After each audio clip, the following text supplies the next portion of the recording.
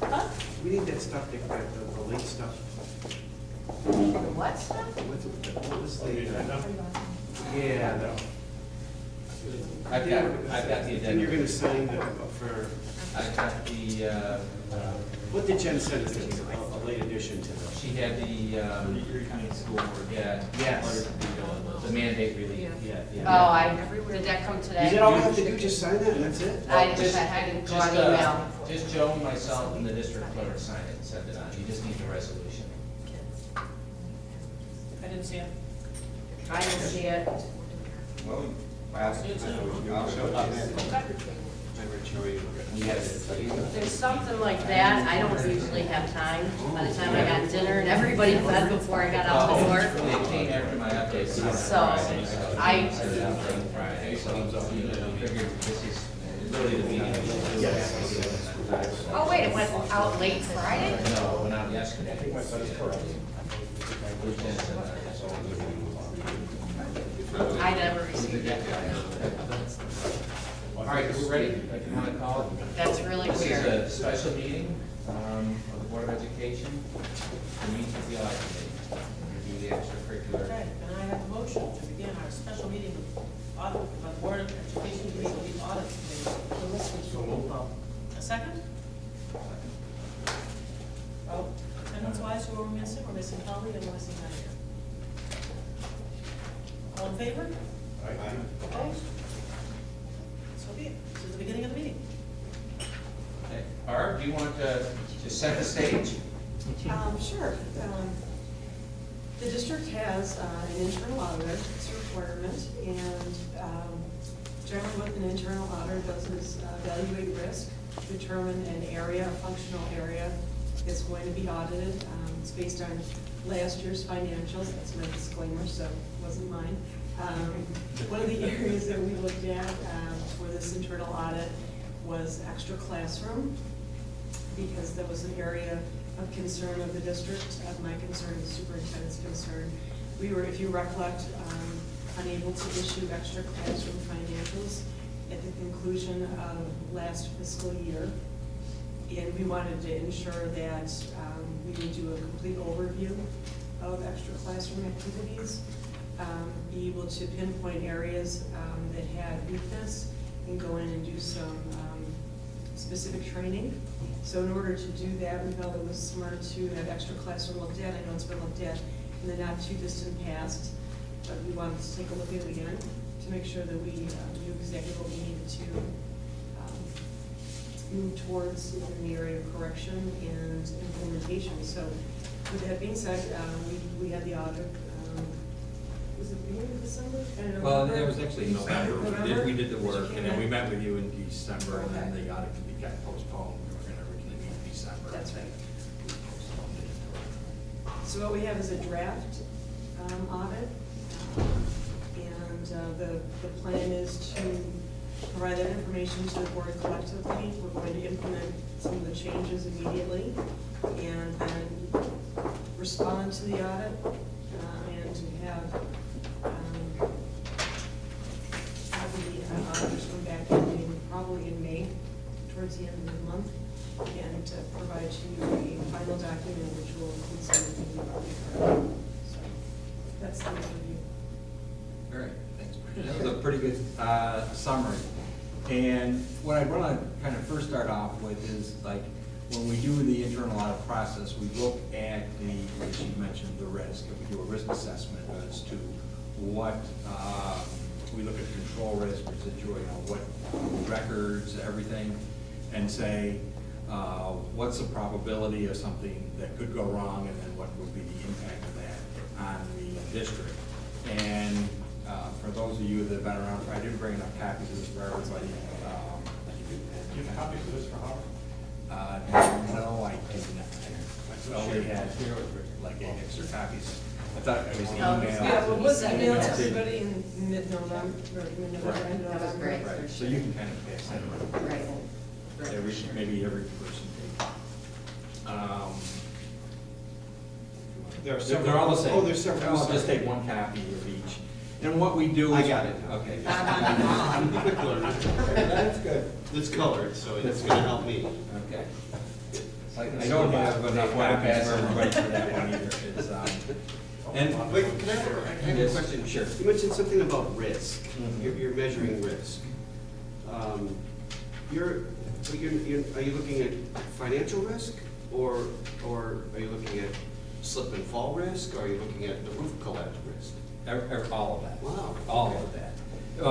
For example, if you want, a lot of this is financial record keeping, the reporting, what are the controls over cash, you know, when it's coming in.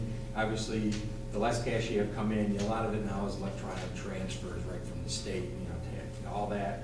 So that creates less risk. If you have a lot, if everybody's sending you checks and cash and, you know, every time there's a user fee for the rent and it's cash, not checks, I mean, that's where, I mean, that would be the highest risk, you know, because what could happen to that cash? So that's from a financial standpoint, but now you talk from the other standpoint as to risk of slip and fall. If you look at student transportation there, and look at the last column there, the residual impact, it's actually red. I mean, if there was an accident on a bus, somebody got hurt, that is very, you know, obviously very critical. So that's the first comment. The residual probability is a column that says we look at all your financial records and look at the risk as to what could actually go wrong there, okay? And we have unlikely for student transportation here. Hopefully there isn't an accident, everything goes, you know, smoothly as possible. But the residual impact would be the slip and the fall or anything else. And when you get up in the accounting areas, the residual impact would be if money was lost, fraudulent activities, etc. Okay? Where green here is unlikely, red is very critical. So we looked at these for all of the areas, and we do this on an annual basis, and we update that based upon the system's understanding. And if you look at student services, it's in the top section there, the second one from the bottom, the residual probability, almost certain. Something is definitely going to go wrong in extra classroom activity funds.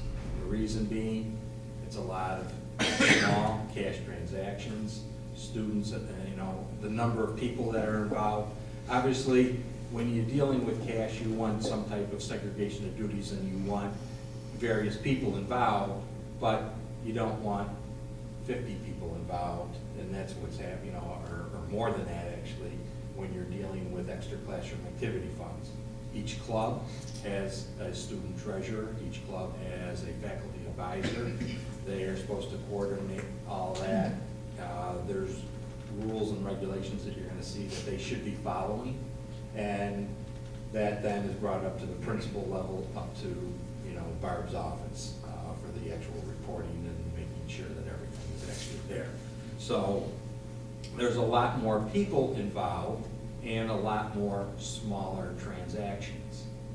As a result, there's a lot more in the way of the training and knowledge and background that has to go into this, rather than if you got Barb's office or somebody like that, you've got a few people that concentrate on the accounting records. You have a few, in HR, you have a few people that are, quote, the experts in HR, et cetera. So as a result of having so many people involved, something is definitely going to go wrong. And so that, you know, from the risk assessment, yes, something is definitely going to go wrong. We did look at it this year, and as Barb mentioned, we did look at this back in 2008, and there were some findings. But looking at this over a period of the last 4 years, there has been definitely a decline in the accounting records. And looking back at it, I think it's a combination of a lot of things. In terms of, we used to come in and do an orientation for at the beginning of the school year. We stopped doing that just because of the cutback, you know, the cutbacks and everything, with what we were actually required, or you wanted us to do. There was people that had been out, and then it was kind of lost in the transition and everything else. So what I've got here now is a draft report that I'd like to, go over as a result of that, and say that the issues that we have in here have kind of been inherited from our, and there's gonna be a lot of work that's gonna be required. And the reason I have this in draft form, the report, is that I would like to just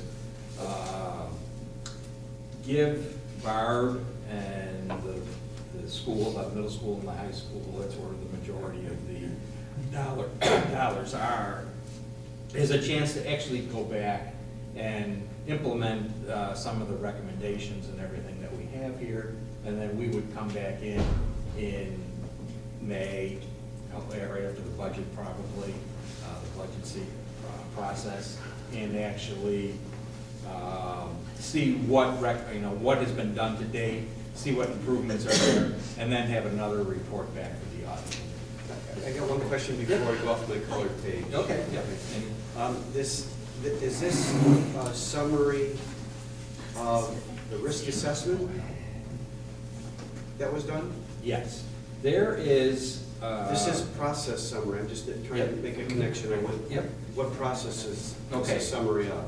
That is a process of, this is a matrix that we actually go through, and the background information that we actually have for, you don't have this, is part of our work page. Oh, okay. This is what kind of goes on behind the scenes. And what we do is we actually go through and look at all of the controls, policies, and procedures that are in place for all of these cycles listed out here. And what we do is we come up with a list of procedures or controls, and we call them preventive controls or detective controls. Preventative controls are something that has been set up for the district that would prevent something from going wrong. So the item that I use here is a purchase order. They're all, you have purchase orders, they're pre-numbered. That's a preventive control. You don't, it's different for extra classroom, but we look at that control in place. A detective control, an example that everybody would be familiar with, is a bank reconciliation. It's after the fact, the money could be out the door, but when somebody does a bank reconciliation, they would see that, well, what was this actually for? So we look at all of the, what we call control, for P's and D's, preventive controls, detective controls, and then come up with this risk analysis, and that's what we present usually to the board, and not all the detail. Barbara actually has a copy of all the detail and everything that went behind this, so that she can, go through that. And we can review that when we do the actual areas with her. So I did, when we sat down in November, end of November, right before the last meeting, actually we gave her the detail and the information behind the actual report. So this is why we call it a process. This is the process of the whole risk assessment. Make sense? So going into the report, it's like, what is it, 12 pages long. And what I'm gonna do is kind of just, you work off the agenda here, and I can kind of just walk through each one of those comments that I have there. Hopefully you did have a chance to review the report as I go through it. If you have any questions in any particular area, just let me know. But the first one on the the activities policies, there is a New York State pamphlet out there that does give actual guidelines. We're very familiar with this. It's put out by the New York State Controller's Office, which issues guidelines for policies and procedures. A lot of that can get very confusing. There's a lot of information in there, but one, the faculty advisors and the student treasurer should actually read that information. But also, it'd be nice to have like a separate Hamburg policies and procedures manual, which just defines your policies that you're going to use. And that's our recommendation. When we did ask, there is a policy out there, it probably just needs to be updated. But when we went around and asked the faculty advisors, they're familiar with that. If give me a copy of it. It just, you know, they weren't up to speed on it. And I'll tell you why I don't feel that they were up to date on that. Can I interrupt you a second? Sure. Was this a prior request from you in the No. past? No, that was not. Okay. Really, a lot of the past report from 2008 had to deal with the cash receipts, cash disbursements, and the negative balance. Okay. All right, which are explained down below. And the way I outlined this report is, I could have started out right out with that, but I didn't. I knew there was gonna be exceptions because one is red, but, there was the last time. And what I wanna do is, I think you gotta start at the beginning here. I think the process here is to have all of the faculty advisors sign a statement, yep, I read your policies and procedures, that's all good, and actually understand all of your policies, that they have the packet when they pick it up on an annual basis. So I think that has to happen before, and that, all that training before you can just correct the issues of the missing documentation, et cetera, for the disbursements and the receipts. So that's why I kind of laid it out this way. The second item that I have is the approval of the clubs and the advisors. There are new clubs that have been added by the principals that had not, but we couldn't find the approval from the Board of Education.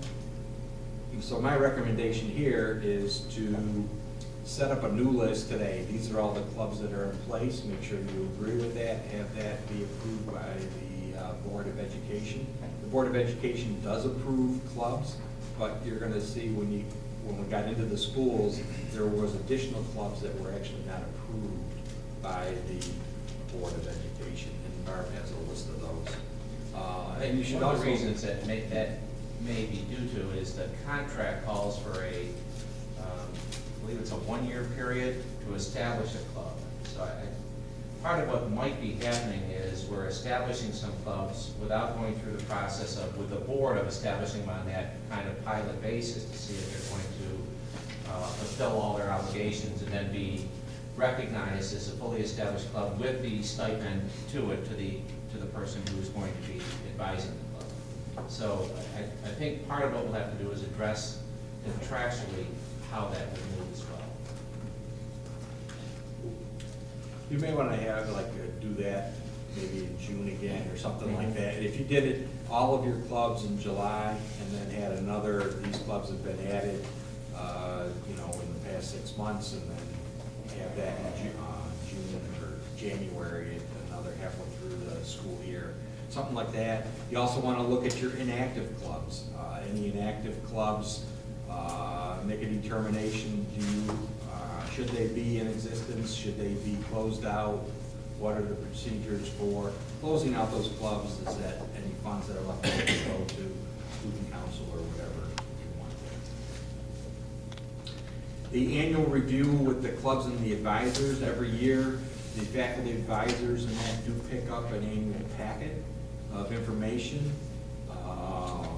with the information, and that would include this board policy that I'm talking about. It could have the safeguarding, the pamphlet that's put out by the state, and along with your procedures will give you the reporting requirements to say every month you submit a report to the principal who's going to do a reconciliation of all of your, it should already be there, but that would be passed on to the principal, who would then say, yep, I have these 25 clubs, it adds up to $50,000 in cash, and that's what I have in the bank reconciliation. So all those should be spelled out in your policies and procedures.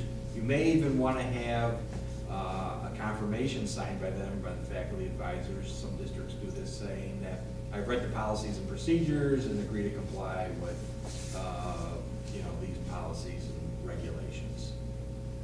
All right. The oversight of the activities, again, that's this is just a general, more or less a general comment.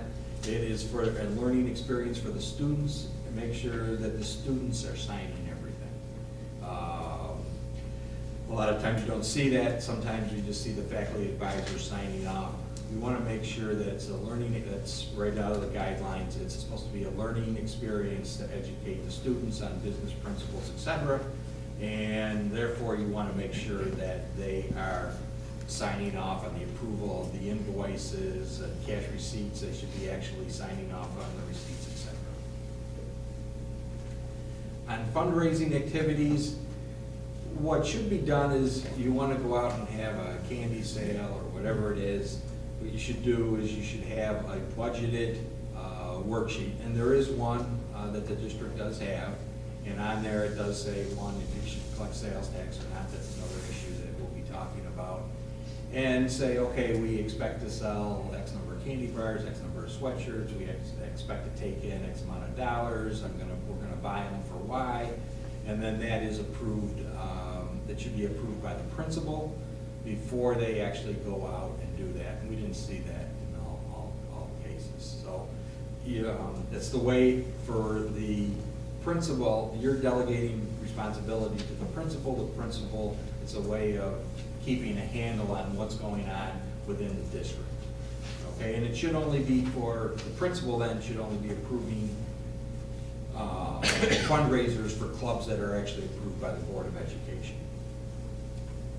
Okay, and on that form, I know there, like I mentioned, there's a box for sales tax.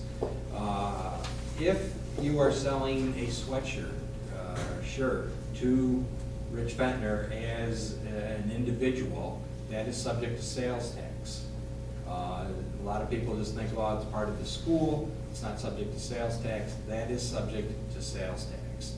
And sales tax should be collected and reported, and then that has to be up through the principal of the bar's office, and just make sure that the sales tax is actually paid. Okay. The activity ledgers, the reconciliations, there should be monthly reconciliations. Each faculty advisor and student should sign off on a monthly reconciliation that says that I took in so much money and spent so much money, I have X amount of dollars left, and that should be then submitted to Shelley or out to the high school, the middle school, and then what the principal there has to do is to take all those and reconcile those, like I said, to the 25 clubs, back to the total cash that's on hand. One person is missing, how do they know if that's the right number? You know, how do they know what's missing? It's important that everybody do this and follow this all the way through. It's important for everybody to do that. Otherwise, how do you really reconcile? The bank reconciliations we've seen were being done. There was some old outstanding checks on there, and those should just be followed up and investigated. The interest earned comment is on, right now, interest earned is prorated between all the clubs. Right now, I would recommend that you actually change that policy. The interest earned is so little these days. It was great when you were getting 7-8% on your money to allocate it to all the clubs if they had excess cash there. The interest now is so little. Our recommendation is change your policy and just put it towards student council. It's the easiest way.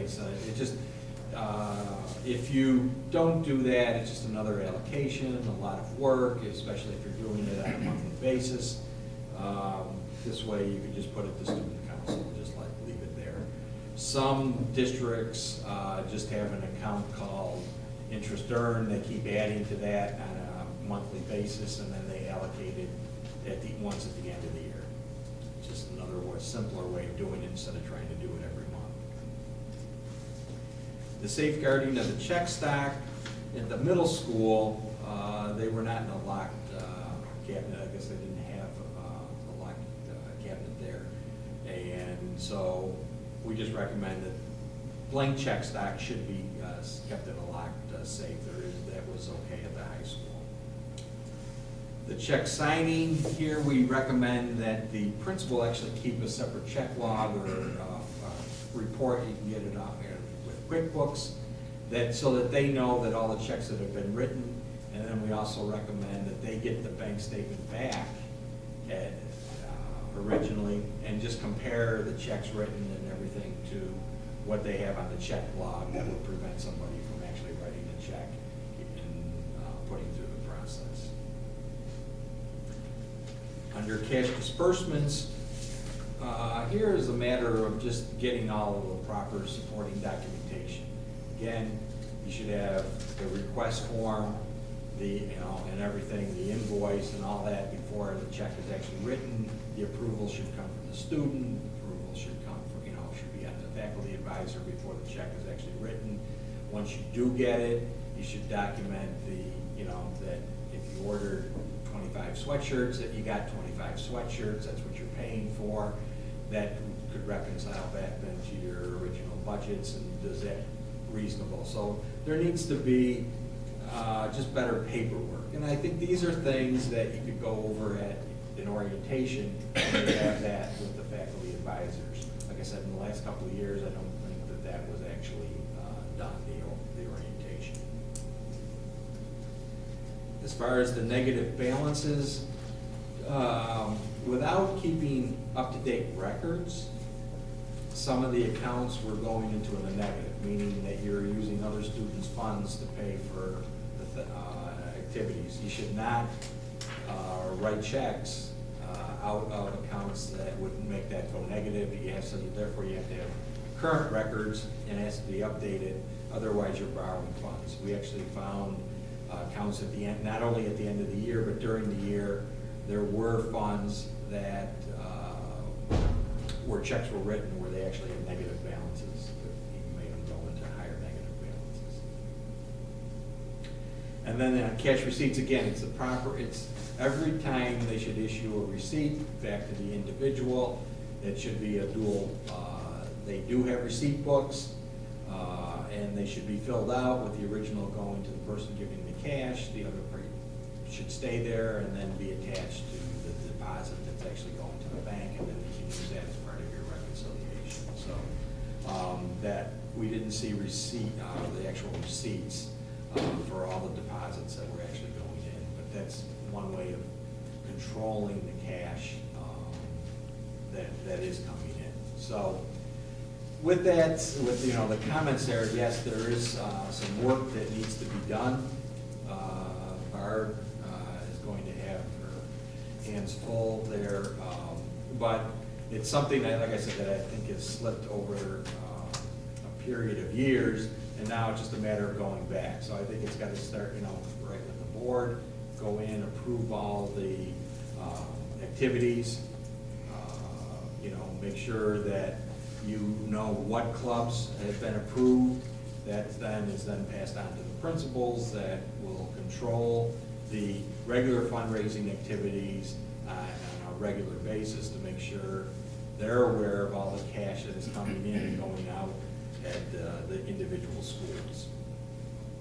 So normally when I do this, you see a finalized report on Dopkins letterhead and a response from the district.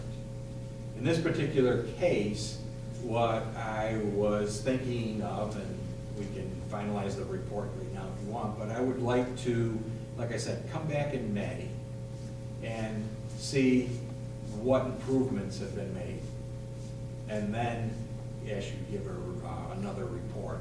Last year, as you recall, the district was not able to obtain an external audit report on their extra classroom activity funds as a result of some of these deficiencies, because they just didn't know what to report on. So having these types of improvements, I'd like to come back, see exactly, spend a day, see what improvements, and then go ahead and get the final responses from Barb, see what exactly has been done. Maybe look if the board's going to approve all the policies, see that resolution, compare that to the clubs that are actually on hand at that point in time. We go through all of these again, and then make another report to the board, which will be like an addendum to this report that you see here. Yeah, I think that's it. good idea, we can put together an action plan in the meantime, which will have some dates and what activities we'll be doing in order to rectify the situation here, and then I think hopefully by May we'll get the report. That sound like a plan? Okay. And then I always ask, are there other concerns that the audit committee had, that the committee has that we should be addressing? Either now, this time, next year, as we continue in this whole process. Did you find any hidden money somewhere, anywhere? Everybody's waiting to see here next week, right? The 17th, what the governor's what he's gonna say. Everybody's waiting for that. I think going forward, the only concern that I have in the back of my mind,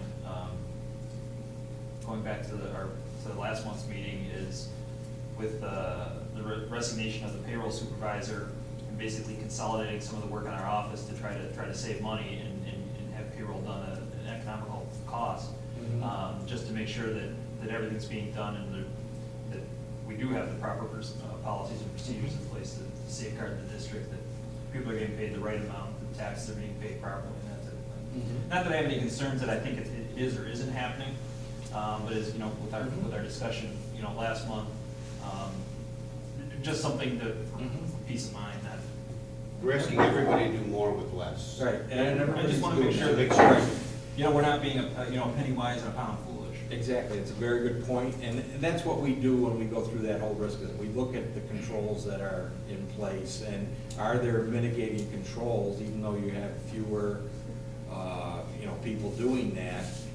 We're usually then looking for some type of review. When you get down to fewer people, it's going to be more detective controls after the fact. As long as the detective controls are not as good as preventive controls, but is somebody still reviewing that? Right. Payroll records, are you doing a payroll, or whatever else? Are there other procedures that you're doing to follow up on that? And we look at that as part of the risk assessment, and if there are risks associated with that, we definitely bring that to your attention. If I could just add a statement about, since the last board meeting when the board took action with that restructuring plan for payroll, we have decided to add an additional checks and balances for our January 20th payroll period, where staff will be verifying their pay. We're going through a process, that the business office also helped us with to make sure that we document everything carefully and then have another verification for every staff member in the district. So we're going to run that additional signature checks and balances on the 20th. And those are the types of controls that we're talking about. Exactly. We look at that when we come in and do the actual risk assessment.